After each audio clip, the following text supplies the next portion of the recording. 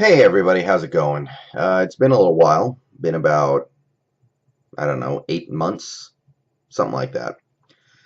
But season's back. Season starts for the Seahawks tomorrow, so I thought I'd get back on here and make videos. I had plans to make a whole bunch of videos throughout the off season, maybe make a video every week, because there was enough material there, and I knew this was an important off season for the team, so I was like, I'm going to get on here at least once a week this off season, and it just never came together. I was busy. I took up some hobbies. There were things going on. There just wasn't that much time for me to make videos when I got home from work at the end of the day. I just had too much stuff going on, so it never came to be. Not that this off season wasn't very interesting, but the videos just never came together. So I figure most people are here for the games anyway, so I'll take the off season off. That's fine, and I'll just get on here to talk about the actual season. And we got our first game tomorrow. So a lot has happened since the last time I came on. Free agency, draft, training camp, preseason, all that good stuff. So this first video is just kind of be talking about where the team is right now. So this first video is going to be about that, and the next video that I'm going to make right after this one is going to be about this Dolphins game coming up tomorrow, because obviously there's what your team looks like in the offseason, and then there's what your team actually does on the gridiron. So this team's offseason was basically about what we lost versus what we kept, because we didn't bring in that much, except for the draft, of course, which I'll talk about. So we had choices or decisions to make on a lot of different players this offseason. Some stayed, some moved on. We only really brought in two significant free agents. Jamarcus Webb, who will hopefully be a backup. He's not going to be a backup for the first few games of the season, but will hopefully be a backup for October on. And Tony McDaniel, who had basically retired, and then we brought him back on basically a happy coincidence, and he actually looks good out there. So those are the only two guys we brought in free agency that are significant. Like, we brought in Brandon Browner, but he's gone. We brought in Chris Clemens. He's retired. You know, the whatever. Didn't work out. So who did we lose? And how big a deal is it? Left tackle, Russell Okung. This is probably the big one. And trust me, if you watch that game on Thursday night, Russell Okung looked pretty good in that Bronco uniform. I thought he played good in that game. And I realized that we probably had to let the guy go because he couldn't stay healthy and he wasn't an elite player anymore, but it hurt my heart, man. He goes over to Denver, the Super Bowl champs, and helps them win a big game. I was like, damn, man, I might miss stuff like that when I watch my team, because for all of his problems, he was a really good blocker still, and I think that's the big one. We got Bradley Sowell replacing him, and he looked okay in the preseason, but I have no idea what we're going to get out of that guy. I mean, it's so weird that we have a left tackle that we know so little about. I mean, it was supposed to be Gary Gilliam, but apparently he didn't cut it at left tackle, so he's moved back to right tackle where he was just okay last year, so I don't love that. And, you know, I do like that Bradley Sowell outplayed Gary Gilliam enough to win the left tackle job, but that has to be a big concern, because this offensive line was the weakness of the team last year. It is probably the worst offensive line in football right now, based on everything that we can currently surmise. And that Russell Okung thing could be something that we really regret, because I understand having to let a guy go because he's getting older and he gets hurt too much, but the contract he signed with Denver was, for all intents and purposes, a 1-year deal for $5 million. I know it's more than that technically, it's $40 million or whatever, but everybody knows he's just going to get let go next season, and it's going to be a 1-year, $5 million deal. I feel like we could have given him that. I didn't want to give him any 3 years, $24 million or anything like that, but I think we could have matched that Denver contract no problem. The other big loss on the offensive line was J.R. Sweezy. He's gone to Tampa Bay. He's already gotten hurt. He's out for the first 6 weeks or something. So I think we might have gotten out of that one at just the right time. He wasn't a great player. He was okay. I don't even know if he was good. He was okay. And he played every game but one for us over these last 4 seasons. Now he's already getting hurt. It leaves us with question marks on the offensive line because Sweezy, we knew what he was, but I don't have a problem with letting that guy go. I mean, he got $30 million from Tampa. I'm not going to give J.R. Sweezy no $30 million contract, that's for sure. Tavares Jackson, he's, I think, still unsigned. I don't think anybody has him right now. We've moved on from him. You know, my philosophy is this: if Russell gets hurt, this whole team is screwed. So whoever the backup quarterback is, Trevor Boykin, Jake Heaps, Tavares Jackson, Brandon Whedon, whoever it is, we're kind of screwed. So I don't really care who the backup quarterback is that much. So I'm not really thinking about that one too much. Obviously, Marshawn Lynch retired, but he basically didn't play but half a season last year, and we did okay. So I'm not too worried about that one. Other losses, defensive side of the football. Brandon Mebane signed with San Diego. I don't think that guy had too much left. I love him.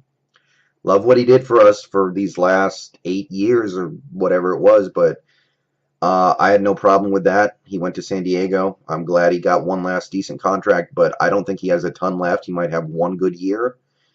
And I got no problem with that. I mean, we've replaced him so far with Tony McDaniel and Quentin Jefferson. I think both those guys look pretty good in the preseason, so I don't have a problem with that. Bruce Irvin, another departure from this team. He went to Oakland, signed a big contract. We had to do it. I mean, we cannot give Bruce Irvin all that money with all the highly paid players we already have on this team. We cannot do that. So sad to see him go, but you know, Oakland, they got a good player, but there's no doubt in my mind that they did overpay him. I mean, you kind of had to get him. That's how it is right now in the NFL. You have to overpay to get these good defensive players, but he's still good, and I have to admit I'm going into this season a little concerned about what we're going to do to replace Bruce Irvin. Right now it's Mike Morgan. He's playing strong side linebacker. He's done stuff in the preseason before. He's been okay. He's been okay as a backup, but I don't think he's an impact player in the way that Bruce Irvin was. And, you know, Bruce Irvin wasn't even that great last year, so I'm not hyping up how good Bruce Irvin played last year, but Mike Morgan to me is just a guy. Cassius Marsh is another guy who could move out there, but he's another guy. He's just a guy. He's good on special teams. I like him playing some defensive end, but the move to linebacker is tough. Kevin Pierre-Louis, people talk about this guy constantly, about how good he is in theory, and so far I've seen nothing but mediocrity from the guy. So whoever it's going to be between really those three guys, that could be a hole in this team defense. So while we had to let him go, I'm a little worried about that strong side linebacker spot. So those were the guys we lost. Talk about the guys we kept, because, you know, this is the other side of those decisions. You get rid of some people, and then you decide who you want to keep around. Ruben, Atba Ruben. Love it. I mean, Ruben was a guy who I felt, whatever that guy wants, you got to give it to him because he's that good. And I'm really happy that he's back on, I think, a 3-year deal. I'm really, really glad that he's back in a uniform, ready to go for us. I think that's huge. I think he's huge for our run defense. I think he plus the return of Tony McDaniel at the peak of his game, which it looks like he is at, is going to help this run defense tremendously. We also chose to keep Jeremy Lane, cornerback. We gave him a 5-year deal, or I think a 4-year or 5-year deal, which I don't agree with. I wanted to give him a 1-year deal to prove it because he was coming off a major injury and played half the season last year. But I know he's a good player. I know he can play football, but I wanted to see him prove it for 1 full year coming back from that major injury. Make sure that that injury didn't take something away from him, because he played less than half the season last year. But he's under contract for a while. I like that he's back. I don't love how long-term the contract is, but that won't matter for another year or two. Deshaun Shedd, I think he got tendered. I love it. I love the way Deshaun Shedd played last year. I love giving him a chance to prove it on a one-year deal for not that much money. And next year we'll take care of him if he plays well enough, and if not, then we figure out something else. So those are the guys on defense who we decided to retain. Offensively, Jermaine Kearse, which was surprising to me. I thought he was gone. I think everybody thought he was gone. Jermaine Kearse came back. He went out. He wanted to try to find somebody to give him a big contract, but nobody bit. I don't really know why. I mean, to me, it's like if Marvin Jones is getting a big contract from the Lions, somebody should be willing to give Jermaine Kearse $20 million, but couldn't find it. He came back, and I get it because he's not the most talented guy. He's not a super talented wide receiver, but on the other hand, his production, his big plays that he's made in his career, you know, he caught basically the game-winning touchdown in 2 straight NFC Championship games. He caught a touchdown in the Super Bowl. He caught another pass that should have set up the game-winning touchdown in another Super Bowl. He's made a lot of big plays in big games. I just felt like somebody was going to overpay him, and nobody did. People weren't even going to, you know, overpay him a little bit. And he's back. I like it a lot. He knows our offense. He's a good player. He has some skill. He's not overwhelming in his physical abilities, but he does get the job done. So I was happy to see he came back, and I was happy to see we didn't give him a boatload of money. So that was exciting to me. Christine Michael is back, which is great because he proved some stuff last season as a, we basically had to pick him up off the scrap heap after we were out of options last year. And everybody on this team keeps talking about how he's had an amazing offseason, about how he is finally going to be the guy, and he's finally going to be the guy that we thought we were getting last year, or excuse me, 3 years ago when we drafted him. So that's really exciting to, I think, all of us, that we could have a really good 1-2 punch in the backfield. And we also kept John Ryan, punter, who, fine by me. I mean, he gets the job done. So those were the subtractions. It's kind of interesting to see where the priorities of this team lay. We do not value offensive line very much. I mean, we let Okung go, which, looking at the contract he got, doesn't make total sense to me. We let Sweezy go, which I'm fine with, but still, it shows the priorities on this team that we're not going to give big money to an offensive lineman.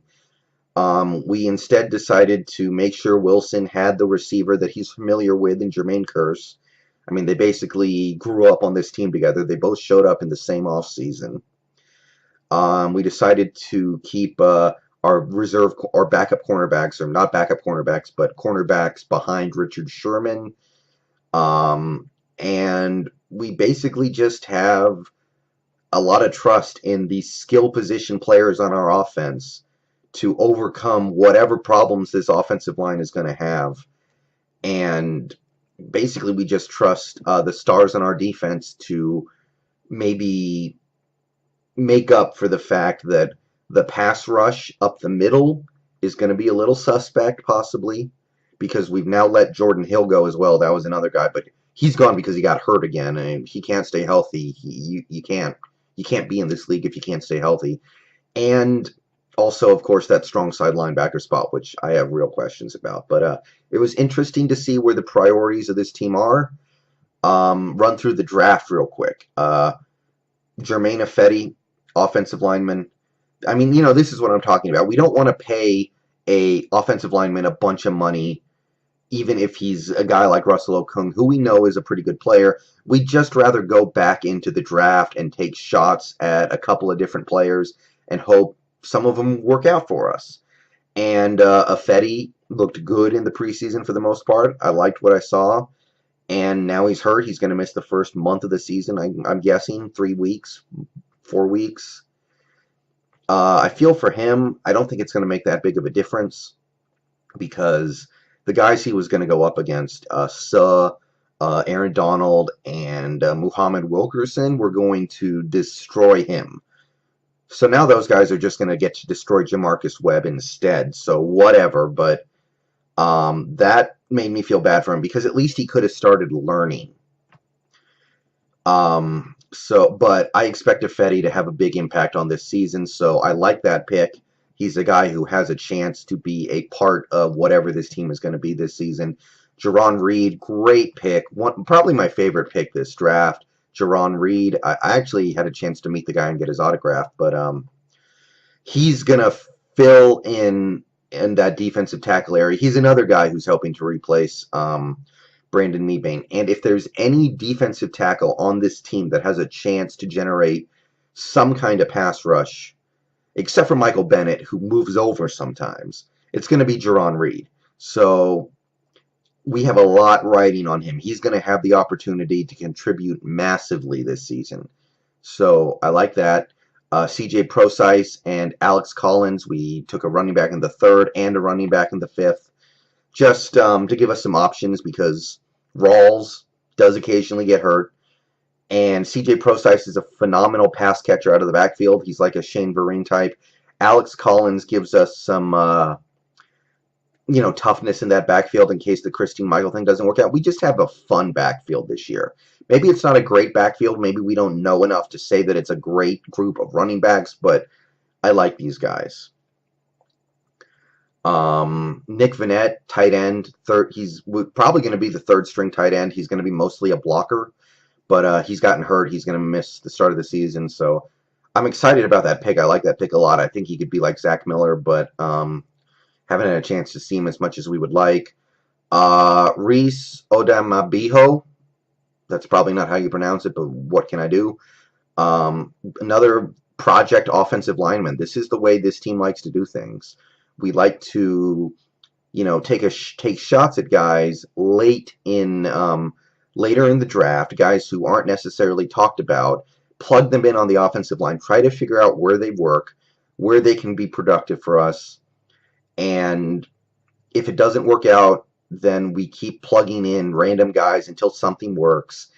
And at the end of the day, whatever we do, we're not going to have to pay that much. I mean, we're never going to get that Joe Thomas type of offensive tackle, but we're going to keep messing around with things until we find something that works and works cost effectively because we have so much money invested everywhere else. So we'll see. I like Quentin Jefferson. Joey Hunt, there's another one of those project offensive linemen. Center, I thought he had a good preseason. Hopefully he doesn't have to get involved too early because that would mean probably that Justin Britt is... there's something wrong with Justin Britt, and I really need Justin Britt to do good this year. We've tried him at tackle, and he was bad. Tried him at guard, he was bad. And now he's looking good at center. We really need him to find a way to work out at center, or else I don't know what the hell we do with him. But I thought it was kind of cool that we at least gave ourselves the ability to move on from Patrick Lewis, who kind of saved our offensive line a little bit last year. So all of this leaves us with a team that has a lot of talent on the offensive side of the football, but we're asking a lot of guys like Bradley Sowell, who has not done anything in the regular season that can prove anything to us one way or the other. Mark Lewinsky, who has one career start last year against Arizona. Played good, but he has one career start. Justin Britt moving to a new position. Jamarcus Webb, who pretty much fell on his face in Chicago. Gary Gilliam, who was mediocre last year. Jermaine Ifedi eventually, who was a rookie. There is nothing on this offensive line that you can feel great about right now.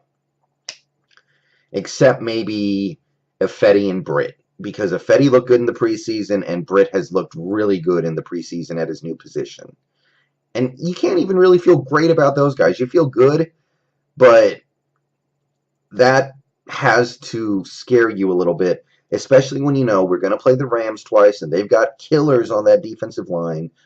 We're going to have to play guys like, we're going to have to play teams like, even tomorrow, we're going to play Namkara Suh and Cameron Wake. These guys could really tee off in the backfield if the offensive line is what we're all afraid it's going to be. So it's going to be a lot like last year. And I'll say this, that if things go really badly this season and the offensive line is sucking, I mean, this front office, this organization needs to be looked at because the offensive line was bad last year. We chose to ignore it this offseason, or at the very least, not address it as much as I think a lot of people would have been comfortable with. We chose to let Okung and Sweezy go. We chose to bring in and then cut a veteran like the guy from the Saints, Jari Evans. We chose to let Patrick Lewis go when he's proven that he has some degree of stability there. We chose to depend on rookies and guys who we haven't seen anything from. So if Wilson is getting killed this year like he was last year, we're going to have to question the approach of this front office.